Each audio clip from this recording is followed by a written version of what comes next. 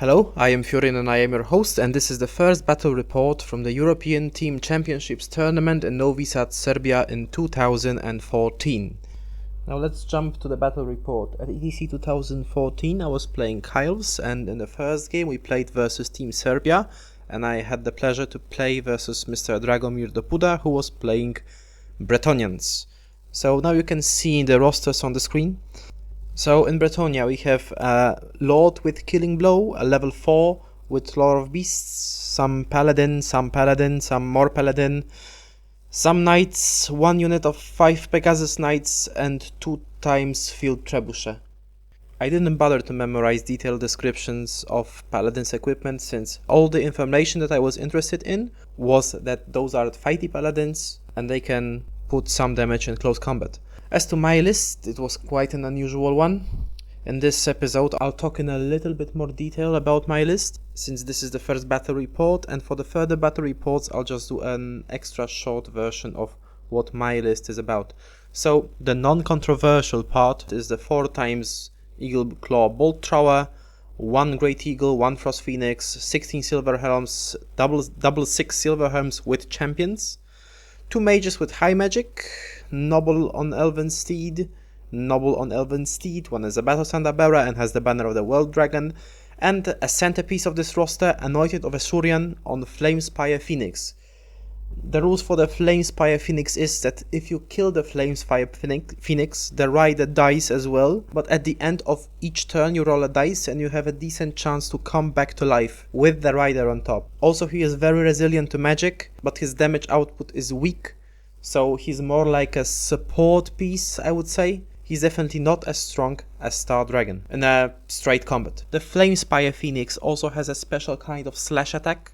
If you move over one of your enemy units, he deals d6 strength 4 hits plus d3 hits per rank, determined as for the Bolt Thrower rank. Notice that those ranks don't have to be full 5 models strong to get the d3, so if you go through a line of some unit you'll deal lots and lots of strength 4 hits. Also, please notice that my mages have the High Magic Law, so just a quick reminder of what spells can you expect in a High Magic Law. The 0 is the 2d6 or 4d6 Magic Missile. Number 1 can heal up to d3 wounds on a model. Number 2 is Irrelevant. Number 3 is a teleportation spell, Walk Between Worlds. It allows you to move your unit by 10 inches or 20 inches. Number 4 is Irrelevant. Number 5 is Arcane Unforging. It allows you to destroy magic item on one of your opponent's characters. Number 6 is Flames of Phoenix, or should I say Fury Convocation, as this is the proper name. It has a 24 inches range and it deals a strength 4 hit to every model in enemy unit. This is a remains in play spell. So all those spells in those lores are focused about helping the Anointed by healing him or by teleporting him so he can use his Flamespire special slash attack, or by destroying a magic item of an enemy character before engaging in close combat. Okay, now let's go into the game. I'd like to remind you that, as I have said in the introduction video, the flow of the battles has been recreated by me on the Universal Battle platform. Since I took very few actual pictures of the table, I didn't have time to do this, so this is for clarity purposes. But please keep in mind that those were the battles that were actually played on the actual event in Warhammer World Championships. So this is how we deployed. As you can see, I deployed on the bottom, and from left to right there are 6 Silver Helms, 4 Bolt Throwers, Anointed on Flamespire Phoenix, a big bus of Silver Helms with all the characters inside, a Great Eagle, a Frostheart Phoenix, and 6 Silver Helms again. My opponent has 2 Trebuchet in the back, and from left to right he has 5 Pegasus Knights, 5 Knights of the Realm, a bus of Errant Knights with the level 1 inside, and a bus of Realm Knights with all the characters except level 1, and 5 Knights of the Realm. When playing versus Bretonians, it is important to remember that the Bretonnia player will most likely go for the Blessing, so he will give up the first turn, so you can deploy pretty aggressively to exploit that fact. So we shake hands and I proceed to do my first turn. So when doing my moves, my main objective is to not lose my Bolt Throwers to the Pegasus Knights, so I mark the maximum distance of the last Pegasus Knight how far can he move, and then I move my units accordingly to have those Pegasus Knights still in the line of sight. So if he wants to go through, then I will see him. Also, I check the range from his main block to be it over 20 inches, since I don't want him to charge me turn 1. The Eagle is also over 20 inches from the 5 Knights of the Realm. Frostheart Phoenix is positioned so that the 1 Trebuchet doesn't see him. The Eagle is over 6 inches from the cavalry block. So a general rule is, if you can avoid a risk, even a small one, by a negligible cost, then you should do it. I take care to put Phoenixes outside my opponent's line of sight. Also, I remember to have him within 24 inches for the teleportation spell. So that's it for the moves for turn 1. Then we proceed to the magic. I cast the teleportation spell on the Flamespire Phoenix. The boosted version with 5 dice, I get an irresistible force. A miscast is negligible, since Banner of the World Dragon. And Flamespire gets to teleport himself to this position. Now, please notice this is the first mistake of my opponent. He gave me a position there. Like, if he had his knights angled a little bit more, then I wouldn't be able to put my Flamespire Phoenix over there, since I wouldn't risk him to take that charge. Because he has a charge and a banner, so that's 2 points already. There is no way that I'll be able to put 3 wounds in a challenge. So I definitely take a break check on 8 there, and after that he can reform his blocks, advance and proceed to break me. All of this could be avoided if he had only deployed his Knights of the Realm with a little bit more of an angle. The irresistible force was lucky, but the important thing is that it could be totally avoided without any dice rolls whatsoever. I'd like to take this moment to remind you that over 90% of Warhammer games are won and lost solely in the movement phase. The shooting, magic and close combat are direct consequences of how the units moved. So this concludes my turn, and now it's my opponent's first turn, and as it turns out, my playing also wasn't flawless. I made one mistake here. I didn't notice in his roster that he had a magic item that gave him plus d6 to the first charge. He had this magic item on his Knights of the Realm with all the characters inside, and he decided to take a charge on 21 inches versus my Silverhelms. The odds of it succeeding were about 25%, but the important thing is that I didn't take it into account, while I should have. So my opponent declares a charge, I declare hold, he fails this charge. It would have win him the game 20-0 straight away. Also, another remark about movement phase, it could be totally avoided. I had an option to put myself like 1 inch or 2 inches back with no consequences whatsoever. So I guess that the moral from the story is that you have to take great care in reading your opponent's roster. So after the failed charge, my opponent proceeded to move his other units, and this is how it went. 2 small units of Knights of the Realm advanced, 5 Pegasus Nuns advanced, and Errant Knights advanced only a little bit. I must say that I don't like any of his positions, and I'd like to try to explain to you why. From right to left, I've decided to take a charge against small unit of Knights of the Realm, because what is the possible outcome? He can hold this charge, and I'll just kill this unit with my Frostheart Phoenix, and I will still be outside Knight's line of sight. I can also reform into seeing Trebuchet. There are literally tons of options there. If he decides to flee with this small unit, there are 2 possible outcomes. He will either stop before the Silverhelm bus, and I will catch the 5 Knights of the Realm with my Frostheart. And in that case, this position is relatively safe, because first I still have the Eagle, and the option to flee from his cavalry bus with all the characters inside is still on the table, because I will have like 2 or 3 inches advantage on my escape roll, my flee roll, in regards to his charge roll. And if he fails his charge there, he will be in a very uncomfortable situation. So I'm totally okay with those knights fleeing and stopping there. Now the second scenario is that they flee past the bus, but I'm also happy with this scenario, because now first they have to rally on a roll of like 8 or something, which there is a decent chance that they will fail this roll. Also, even if they rally, they don't threaten me for another turn, so this position of units is a win-win situation for me anyway. Now let's go to another charge, a charge with my Silver Helms against the 5 Pegasus Knights. This charge was in on a roll of 8, and my opponent decided to flee there. So he fled through his Knights of the Realm and got destroyed on the table edge. Then I've attempted to redirect my charge against the Errant Knights. The redirect was successful, but the charge went in on double 6s, so I failed. Last charge was 6 Silver Helms against 5 Knights of the Realm. Now let's talk about all of these charges in a little bit more detail.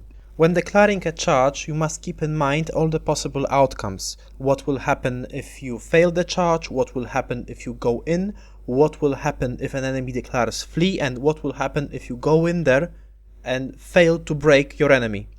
So in this example, we've already talked about the Frostguard Phoenix, so this base is covered. Now about the Silver Helm bus, I was kinda expecting my opponent to declare a flee there, because holding against this charge would do him no good. So to an unexperienced observer, this might look like a bad situation, because I won't make a charge on double 6s against any of his units.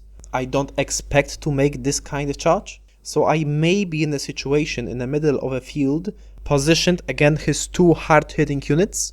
But actually it's not that bad, because when I've decided to redirect against Knight of the Errant, it was my intention to fail the charge in the direction of my enemy. This way I increase the distance from my Silver Helm block to the table edge, and declaring a flee from my opponent's cavalry becomes an option. As it turns out, at this point of the game, any outcome of this situation, whatever my opponent decides, is still beneficial to me. I will still get my charges, still get my units, and my units will still be safe. This again is a direct result of the movement phase of my opponent. What he should have done are some very few slight adjustments. Imagine my opponent had put his units a little bit to the back, as you can now see on the picture. Imagine the center of the unit being in the red dot. On the right side, the 5 Knights of the Realm and the Frostguard Phoenix. Now if I charge his 5 Knights of the Realm and he decides to flee, my Frostguard Phoenix will end his charge so close to his unit that fleeing with it would no longer be an option. On the left side, if he decides to flee with his Pegasus Knights, he will avoid being destroyed on a table edge, while still fulfilling his goal to bait me into taking the charges of his knights. So that's enough theory crafting for now of what should have been done. Let's get back to the battle, to what actually happened. So the 5 Pegasus Knights declared a flee and got destroyed on the table edge. 5 Knights of the Realm declared flee, failed to pass through the bus, so the Frostguard finished the charge and killed them and reformed. And then I had my other moves. I was keeping in mind an option to flee with my Silver Helm bus from the Knights Errant. I've decided to block the big bus with my eagle. The important thing to remember is that this position of an eagle had to be very refined, because one of the scenarios is that the Errants charge me, I declare a flee, I roll low for the flee roll, and then he can charge out with one of his characters and push me outside the board edge. So in order to avoid that, I had to put my eagle very carefully. I put him with his diagonal right in the front of the Knights of the Realm. So the charge blocking area has been expanded by something about 40%. So now I was quite happy and proceeded to the magic phase. I've got an irresistible force again on a Fiery Convocation on Knights Errant. And then after the shooting phase, I concentrated my fire on them as well, greatly diminishing their numbers. So now I could quite comfortably hold the charge from those knights.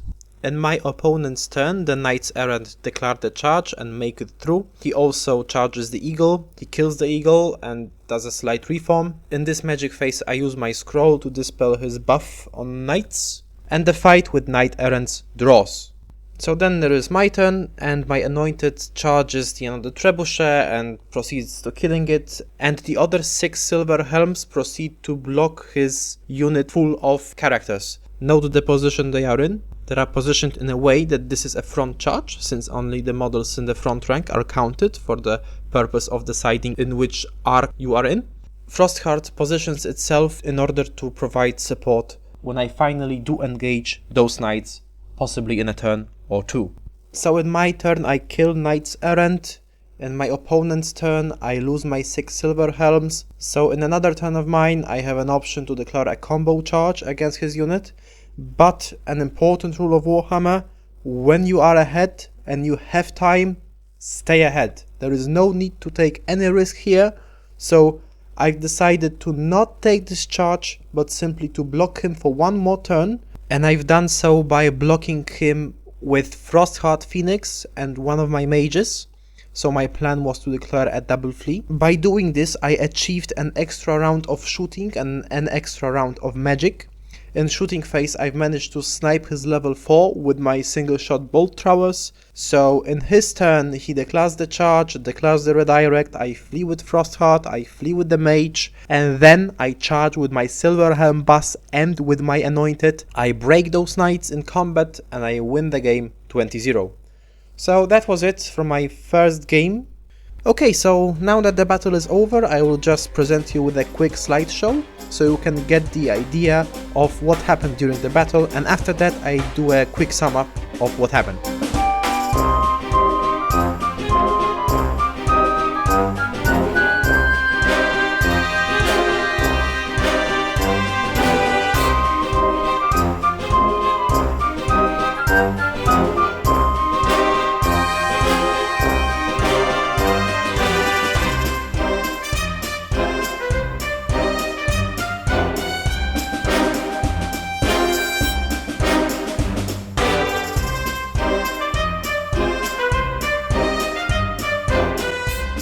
So I'd like to sum up this game with the following.